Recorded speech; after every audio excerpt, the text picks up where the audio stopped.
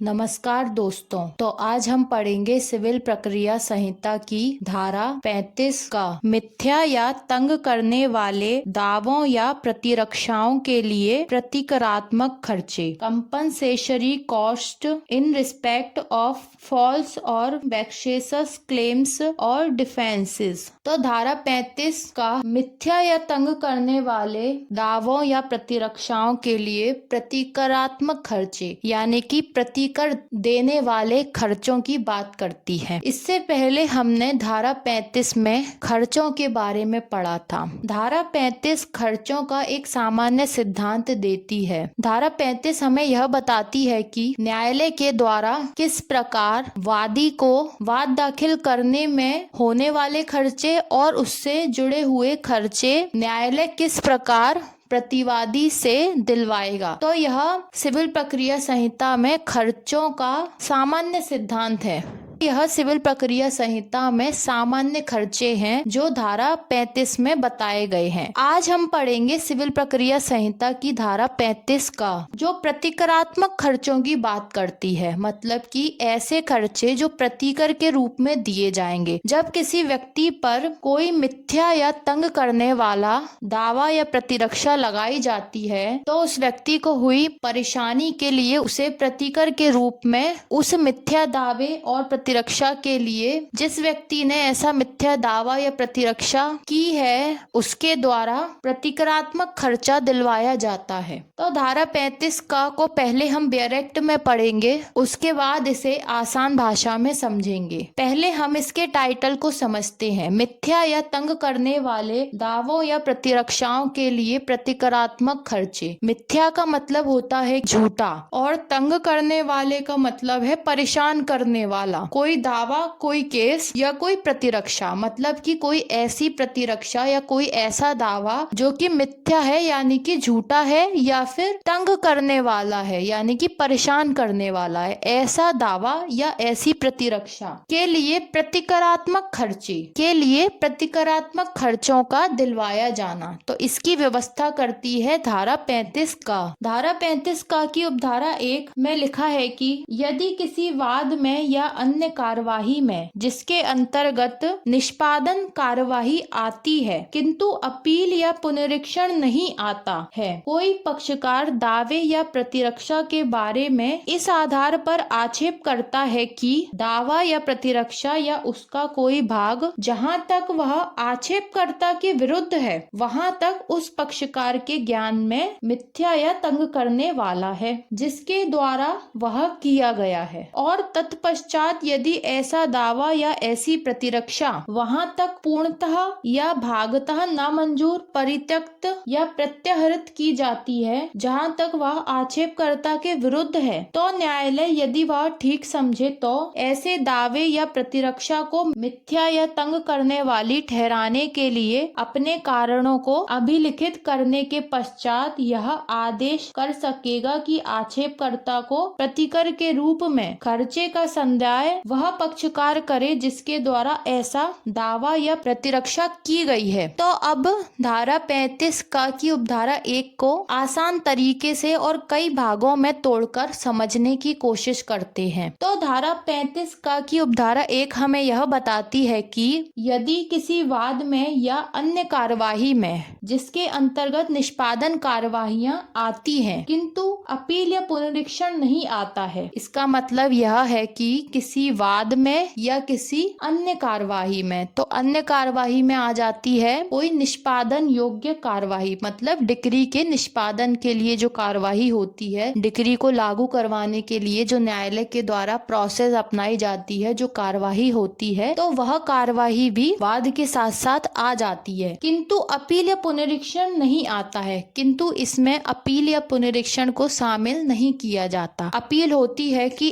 अपने वाद की अपील अपीलीय न्यायालय में अपील करना। और पुनरीक्षण होता है कि न्यायालय के द्वारा मामले का पुनः यानी फिर से निरीक्षण करना। तो ये दोनों धारा 35 का में मिलने वाले प्रतिकरात्मक खर्चों के लिए लागू नहीं होंगे, मतलब कि इन्हें कोई वाद या कोई अन्य कार्यवाही नहीं माना जाएगा। यह वाद और अन्य कार्यवाहियों से अलग होते हैं, मतलब कि धारा 35 का में अपील और पुनरीक्षण के मामलों को शामिल नहीं किया जाएगा। यानी कि 35 का में जो मिथ्या या तंग करने वाले दावे या प्रतिरक्षा के लिए जो प्रतिकारात्मक खर्चे मिल रहे हैं, वह अपील या पुनरीक्षण वाले मामलों में ऐसे खर्चे न्यायालय के द्वारा नहीं दिलवाए जाते। आगे लिखा है कि कोई पक्षकार दावे या प्रतिरक्षा के बारे में इस आधार पर आक्षेप करता है कि दावा या प्रतिरक्षा या उसका कोई भाग जहां तक वह आक्षेपकर्ता के विरुद्ध है, वहां तक उस पक्षकार के ज्ञान में मिथ्या या तंग करने वाला है जिसके द्वारा वह किया गया है। तो अब आगे क्या होता है कि कोई पक्षकार ऐसे दावे या ऐसी प्रतिरक्षा के बारे में जो दावा किया गया है, ये कोई व्यक्ति अपनी प्रतिरक्षा कर रहा है। प्रतिरक्षा यानी कि उसके विरुद्ध केस दाखिल किया गया है और उस केस में वह अपना बचाव कर रहा है, अपनी प्रतिरक्षा कर रहा है उस केस में। तो उसके बारे में इस आधार पर आक्षेप करता है कि ऐसा दावा या ऐसी प्रतिरक्षा का कोई भाग, तो इस बारे में कोई पक्षकार ये आक्षेप कर रहा है, यह आपत्ति कर रहा है कि ऐसे दावे यानी कि ऐसे केस और ऐसी प्रतिरक्षा या फिर ऐसे दावे या ऐसी प्रतिरक्षा का कोई भाग यानी कि उसका कोई पार्ट जहां तक वह आक्षेपकर्ता के विरुद्ध है, मतलब कि जहां तक वह जिस व्यक्ति ने उस पर आपत्ति उठाई है कि ऐसा मामला या ऐसी प्रतिरक्षा झूठी है और तंग करने वाली है, तो जहां तक वह ऐसे आक्षेपकर्ता जिसने यह आक्षेप उठाया है कि ऐसी प्रतिरक्षा या ऐसा दावा झूठा है या तंग करने वाला है, उसके विरुद्ध है, वहां तक उस पक्षकार के ज्ञान में मिथ्या या तंग करने वाला है। तो मतलब कि जहां तक वह आक्षेपकर्ता के विरुद्ध ऐसा दावा होता है या ऐसी प्रतिरक्षा होती है, वहां तक वह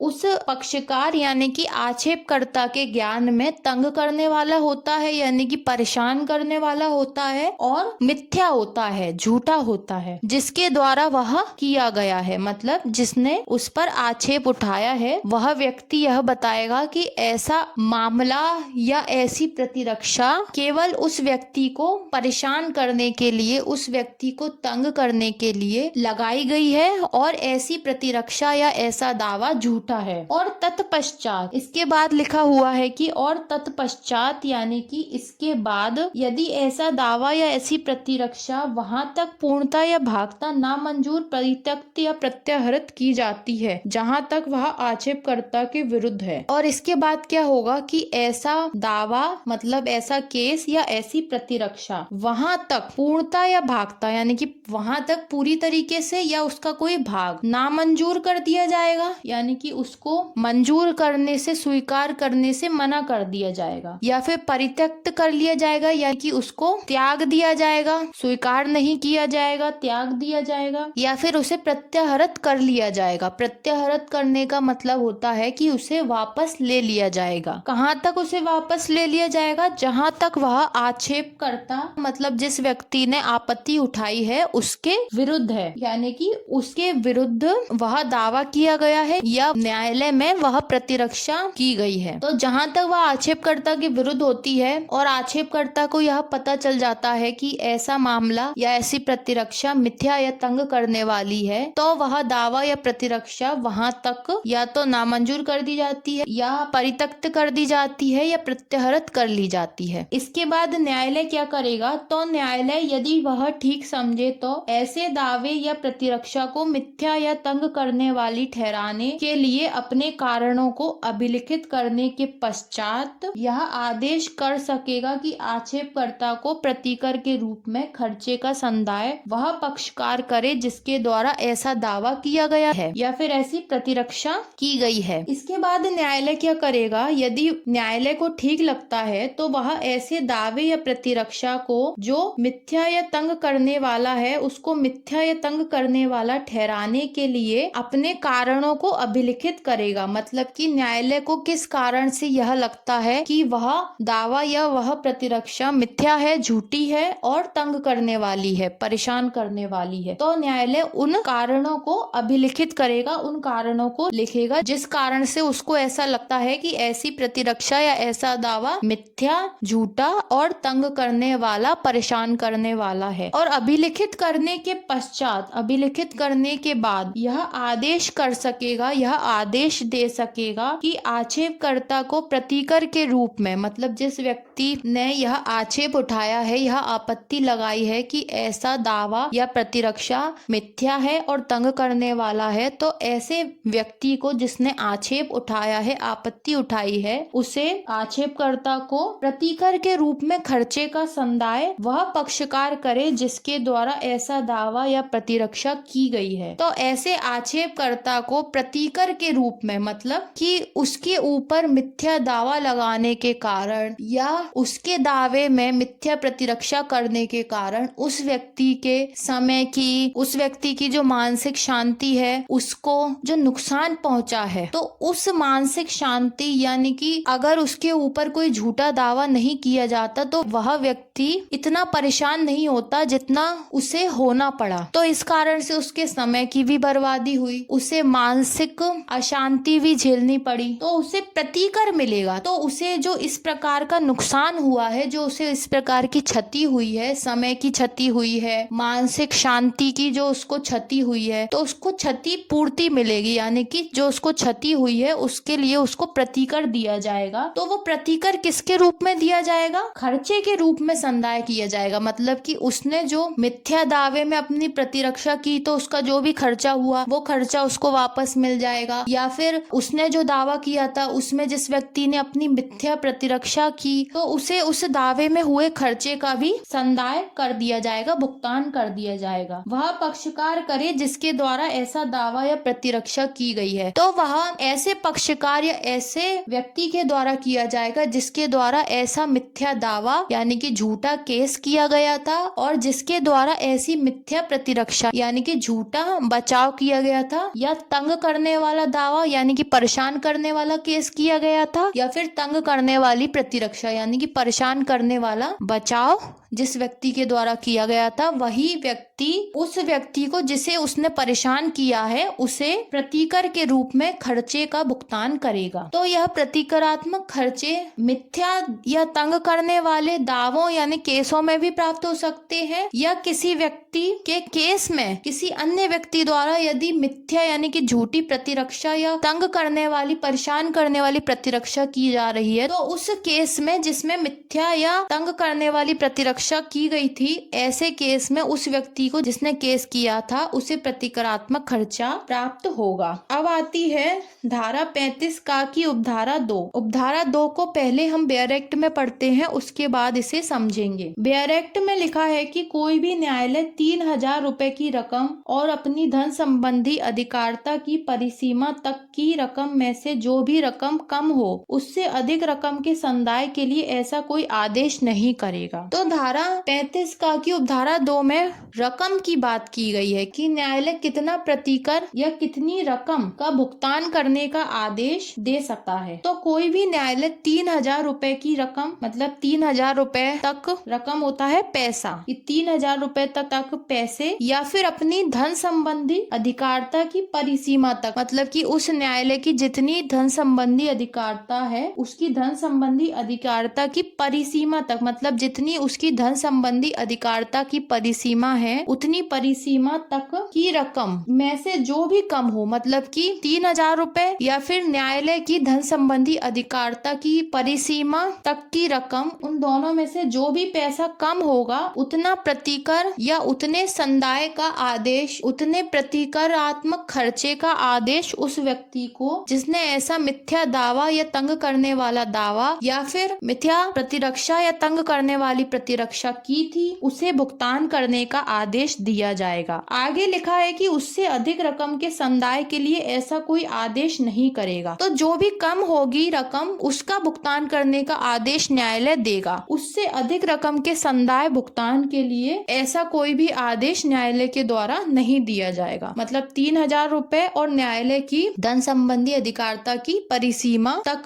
जो रकम होती है वो, तो उन दोनों में से जो भी कम होगा वह पैसा उस व्यक्ति से जिसने झूठा केस लगाया है उससे वसूल किया जाएगा या झूठी प्रतिरक्षा की है उससे वसूल किया जाएगा। लेकिन वास्तविक स्थिति में ऐसा नहीं होता है। वर्तमान में न्यायालय के द्वारा 3000 रुपए से अधिक भी प्रतिकर वसूल किया जाता है, क्योंकि हम जो सिविल मामलों से संबंधित सिविल प्रक्रिया संहिता पढ़ रहे हैं वह है सन 1908 की। सन 1908 के समय न्यायालय के द्वारा 3000 रुपए तक प्रतिकर वसूल किया जाता था, लेकिन वर्तमान स्थिति में न्यायालय 10,000 या 50,000 या कितना भी प्रतिकर वसूल कर सकता है। तो जितना भी खर्चा वास्तविक रूप में केस करने के लिए और किसी केस में अपना बचाव करने के लिए आवश्यक है उतना खर्चा उस व्यक्ति को दिलवाया जाएगा जिसे परेशान किया जा रहा था या जिसके ऊपर मिथ्या दावा या मिथ्या प्रतिरक्षा लगाई गई थी। उसे प्रतिकर के रूप में उतना धन दिलवाया जाएगा जितना न्यायालय को लगता है कि इतना धन दिलवाना उचित होगा और इतना धन दिलवाना पर्याप्त माना जाएगा। तो न्यायालय के द्वारा उतना धन प्रतिकर के रूप में वसूल किया जाएगा। अब यह बाउंडेशन हट गई है कि 3000 रुपए तक ही प्रतिकर न्यायालय के द्वारा दिलवाया जा सकता है। इस धारा में बताई गई स्थिति वर्तमान में लागू नहीं होती। वर्तमान में जैसा मामला होता है उसमें जितना खर्चा किया गया होता है उतना ही खर्चा प्रतिकर के रूप में उस व्यक्ति को दिलवाया जाता है जिसे परेशान किया गया है, जिसे तंग किया गया है। अब धारा 35 का में दिए गए हैं 2 परंतु। तो पहले हम परंतुक को डायरेक्ट में पढ़ेंगे, उसके बाद इसे समझेंगे। परंतु जहां किसी ऐसे न्यायालय की जो प्रांतीय लघुवाद न्यायालय अधिनियम 1887 का 9 या भारत के किसी ऐसे भाग में जिस पर उक्त अधिनियम का विस्तार नहीं है प्रवर्तत समान विधि के अधीन लघुवाद न्यायालय की अधिकारिता का प्रयोग करता है और जो ऐसे अधिनियम या विधि के अधीन गठित न्यायालय नहीं है, अधिकारिता की धन संबंधी परिसीमाएं 250 रुपए से कम है, वहाँ उच्च न्यायालय ऐसी रकम जो 250 रुपए से अनाधिक हो और उन परिसीमाओं से 100 रुपए से अधिक ना हो, खर्चे के रूप में इस धारा के अधीन अधिनिर्णित करने की शक्ति उस न्यायालय को दे सकेगा। तो धारा 35 का पहला परंतु कहता है कि जहां किसी ऐसे न्यायालय की जो प्रांतीय लघुवाद न्यायालय अधिनियम 1847 या भारत के किसी ऐसे भाग में जिस पर उक्त अधिनियम का विस्तार नहीं है प्रवर्तत समान विधि के अधीन लघुवाद न्यायालय की अधिकारिता का प्रयोग करता है। मतलब कि कोई ऐसा न्यायालय है जो या तो प्रांतीय लघुवाद न्यायालय की अधिकारिता का प्रयोग करता है या लघुवाद न्यायालय की अधिकारिता का प्रयोग करता है। मतलब कि कोई लघुवाद न्यायालय है और जो ऐसे अधिनियम या विधि के अधीन गठित न्यायालय नहीं है और जो सिविल प्रक्रिया संहिता या किसी अन्य विधि के अधीन गठित न्यायालय नहीं है, मतलब किसी अन्य विधि के द्वारा उसकी स्थापना नहीं की गई। वहाँ पर क्या होगा, अधिकारिता की धन संबंधी परिसीमाएं 250 रुपए से कम है और वहाँ पर जो अधिकारिता की धन संबंधी परिसीमाएं हैं, मतलब कि लघुवाद न्यायालय में अधिकारिता की जो धन संबंधी परिसीमाएं हैं वो 250 रुपए से भी कम है। वहाँ उच्च न्यायालय, वहाँ पर हाई कोर्ट क्या करेगा कि ऐसी रकम जो 250 रुपए से अनाधिक हो, मतलब अधिक नहीं हो और उन परिसीमाओं से 100 रुपए से अधिक ना हो और उन परिसीमाओं से, मतलब कि कुछ परिसीमाएं लगाई गई हैं तो उसके अधीन रहते हुए 100 रुपए से अधिक नहीं है, मतलब 100 रुपए तक हो, वहाँ पर खर्चे के रूप में इस धारा के अधीन अधिनिर्णित करने की शक्ति उस न्यायालय को दे सकेगा। तो वहाँ पर कितना खर्चा, यानी कि कितना प्रतिकरात्मक खर्चा मिथ्या या तंग करने वाले दावों में या मिथ्या या तंग करने वाली प्रतिरक्षाओं में लघुवाद न्यायालय के द्वारा लगाया जाएगा या लिया जाएगा, यह शक्ति उच्च न्यायालय ऐसे लघुवाद न्यायालय को दे सकेगा। इसके बाद आता है धारा 35 का दूसरा परंतु, जिसे हम पहले बेयरेक्ट में पढ़ते हैं। परंतु यह और कि उच्च न्यायालय ऐसी रकम को परिसीमित कर सकेगा जिसे कोई न्यायालय या न्यायालयों का वर्ग इस धारा के अधीन खर्चे के रूप में अधिनिर्णित करने के लिए सशक्त है। तो धारा 35 का दूसरा परंतु कहता है कि परंतु यह और कि उच्च न्यायालय हाई कोर्ट ऐसी रकम को परिसीमित कर सकेगा, मतलब कि जो खर्चे की, जो प्रतिक्रियात्मक खर्चे की रकम डिसाइड हुई है उसे परिसीमित कर सकता है, यानी कि उसे सीमित कर सकता है, उस पर कुछ बाउंडेशन लगा सकता है, जिसे कोई न्यायालय या न्यायालयों का वर्ग इस धारा के अधीन खर्चे के रूप में अधिनिर्णित करने के लिए सशक्त है। मतलब कि इस धारा के अधीन कोई न्यायालय या न्यायालयों के किसी वर्ग को जो खर्चे अधिनिर्णित करने के लिए कि कितने खर्चे लगाए जा सकते हैं या कितने खर्चे वसूल किए जाएंगे, उन खर्चों के लिए सशक्त किया गया है, शक्ति दी गई है। तो उन न्यायालयों की ऐसी शक्ति पर या उन न्यायालयों के द्वारा अधिनिर्णित यानी कि निर्णित की गई रकम पर हाई कोर्ट के द्वारा, उच्च न्यायालय के द्वारा परिसीमा लगाई जा सकती है। तो धारा 35 का दूसरा परंतु यह कहता है कि उच्च न्यायालय ऐसे न्यायालयों के द्वारा अधिनिर्णित खर्चे की रकम पर परिसीमा लगा सकेगा या उसे परिसीमित कर सकेगा। अब हम पढ़ेंगे सिविल प्रक्रिया संहिता की धारा 35 की उपधारा 3। उपधारा 3 को पहले हम बेयरेक्ट में पढ़ेंगे, उसके बाद इसे आसान भाषा में समझेंगे। उपधारा 3 बेयरेक्ट में लिखा है कि कोई भी व्यक्ति जिसके विरुद्ध इस धारा के अधीन आदेश किया गया है, इस कारण से कोई छूट किसी ऐसे आपराधिक दायित्व से नहीं पाएगा जो उसके द्वारा किए गए किसी दावे या प्रतिरक्षा के संबंध में है। तो उपधारा 3 हमें यह बताती है कि कोई भी व्यक्ति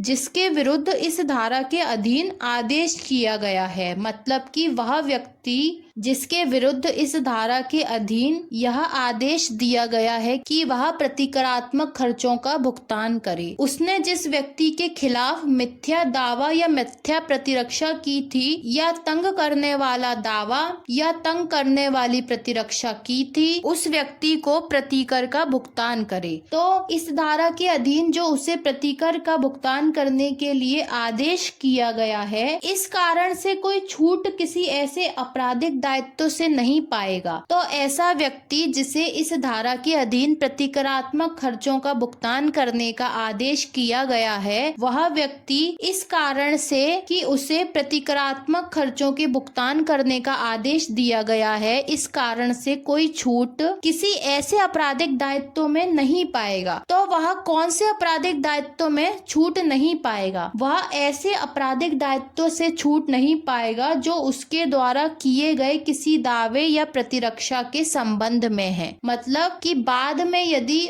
उसके द्वारा कोई दावा किया जाता है या उसके द्वारा किसी मामले में अपनी प्रतिरक्षा की जाती है और उस मामले में उसका जो आपराधिक दायित्व बनता है, मतलब कि उसका उस मामले में जितना भी दायित्व बनता है, और वह दायित्व कैसा होना चाहिए? आपराधिक दायित्व। मतलब उसका उस मामले में जो आपराधिक दायित्व बनता है, आपराधिक दायित्व का मतलब हो गया उसे किसी मामले में कोई सजा भुगतनी है या उसे कोई प्रतिकर स्वरूप कोई दंड का भुगतान करना है। तो ऐसे दावे या प्रतिरक्षा में वह किसी भी प्रकार की कोई आपराधिक छूट नहीं पाएगा। केवल इस कारण से वो कोई छूट नहीं पाएगा कि उसने धारा 35 के अधीन मिथ्या और तंग करने वाले दावों और प्रतिरक्षाओं के लिए प्रतिकर का भुगतान कर दिया। अगर वह इस धारा के अधीन किसी प्रतिकर का भुगतान करता है तो इसका मतलब यह नहीं होता कि वह अपने किसी अन्य मामले में या उसके द्वारा किसी मामले में यदि प्रतिरक्षा की जा रही है तो उस प्रतिरक्षा में किसी भी प्रकार की आपराधिक दायित्व से छूट पा जाता है। उसे उस मामले में जो उसका आपराधिक दायित्व बनता है उसे उस दायित्व का पूरी तरीके से पालन करना होगा। वह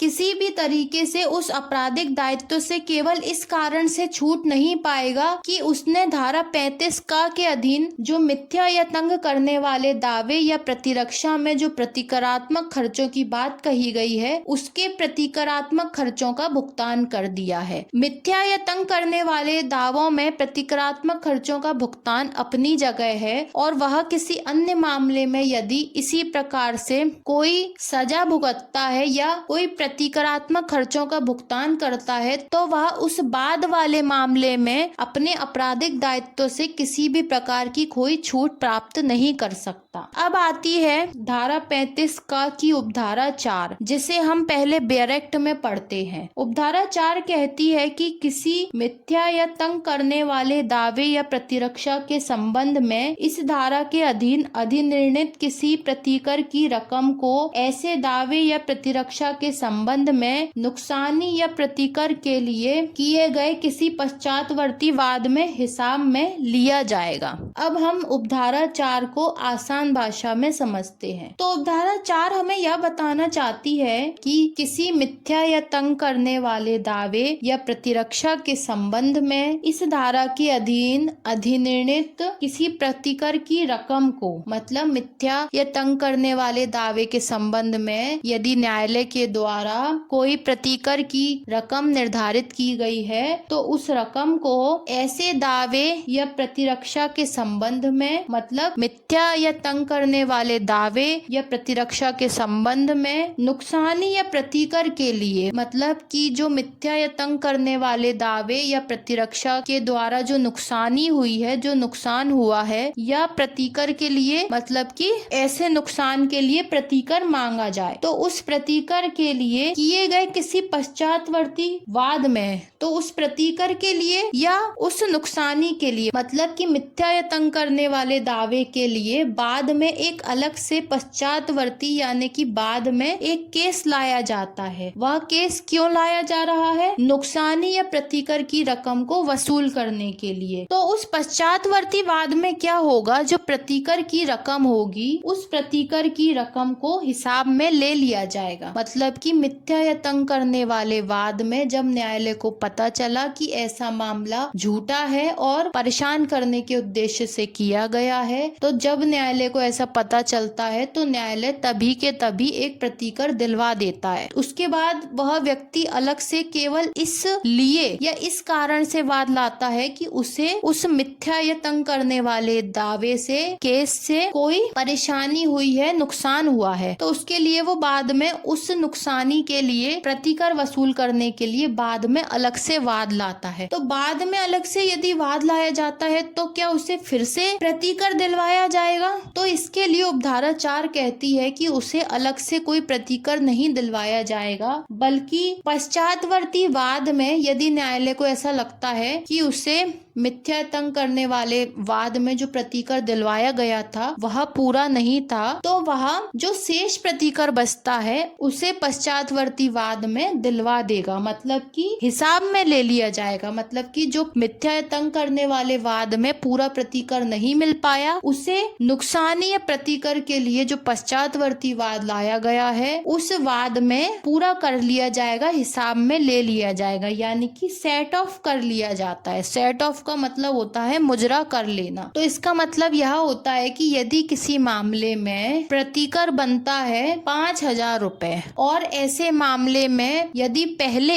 प्रतिकर 4,000 रुपए दिलवा दिया गया है तो बाद वाले वाद में, पश्चातवर्ती वाद में, उसी मामले में केवल बचा हुआ प्रतिकर यानी कि 1,000 रुपए प्रतिकर के रूप में दिलवाए जाएंगे। इस हिसाब से पूरे 5,000 रुपए प्रतिकर के रूप में दिलवाए जाएंगे, जो कि 5,000 रुपए बनते हैं। अलग से कोई और प्रतिकर नहीं दिलवाया जाएगा, केवल उतना ही प्रतिकर दिलवाया जाएगा जितना प्रतिकर बनता है, जितना प्रतिकर पर उस व्यक्ति का अधिकार है जिसे परेशान किया गया है, जिसके ऊपर झूठा केस लगाया गया था। तो धारा 4 में हमें ऐसा पश्चातवर्ती वाद पढ़ने को मिलता है जो नुकसानी या प्रतिकर के लिए बाद में लाया जा रहा है। नॉर्मल स्थिति तो यह होती है कि जो मिथ्या या तंग करने वाला दावा होता है तो उसमें यदि उस पक्षकार को जिसके ऊपर मिथ्या या तंग करने वाला दावा लगाया गया है उसे यदि इस बात का पता चल जाता है तो वह इसकी सूचना न्यायालय को देगा और न्यायालय पूरी जांच करने के बाद यदि न्यायालय को लगता है कि ऐसा मामला मिथ्या या तंग करने वाला है तो वह उसी मामले में उस व्यक्ति को प्रतिकर दिलवा देता है। लेकिन यदि वह व्यक्ति चाहता है तो वह अलग से भी नुकसानी का वाद लेकर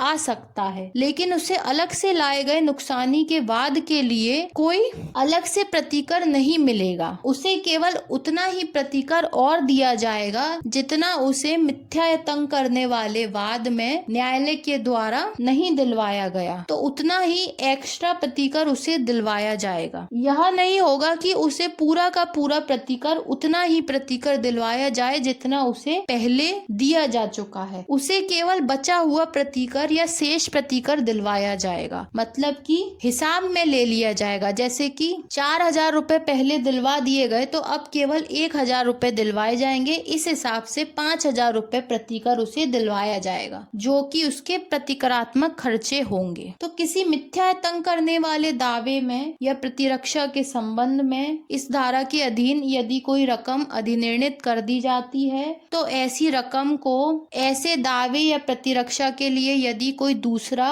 पश्चातवर्ती वाद नुकसानी या प्रतिकर के लिए कोई पश्चातवर्ती वाद लाया जाता है तो ऐसे वाद में उस प्रतिकर की रकम को हिसाब में ले लिया जाता है। हिसाब में ले लिए जाने का मतलब होता है कि पहले जो प्रतिकर दे दिया गया उस प्रतिकर को जोड़कर अब जो शेष प्रतिकर बचता है उसे दे दिया जाएगा और इस तरीके से पूरा प्रतिकर हिसाब में ले लिया जाएगा। उसे कोई भी एक्स्ट्रा या अतिरिक्त प्रतिकर नहीं दिया जाएगा या उसे कोई अधिक प्रतिकर नहीं दिलवाया जाएगा। जितना प्रतिकर बनता है केवल उतना ही प्रतिकर उस व्यक्ति को दिलवाया जाएगा जिसे उस मिथ्या या तंग करने वाले दावे या प्रतिरक्षा से कोई परेशानी हुई है। तो अब मिलते हैं अगले लेक्चर में। धन्यवाद।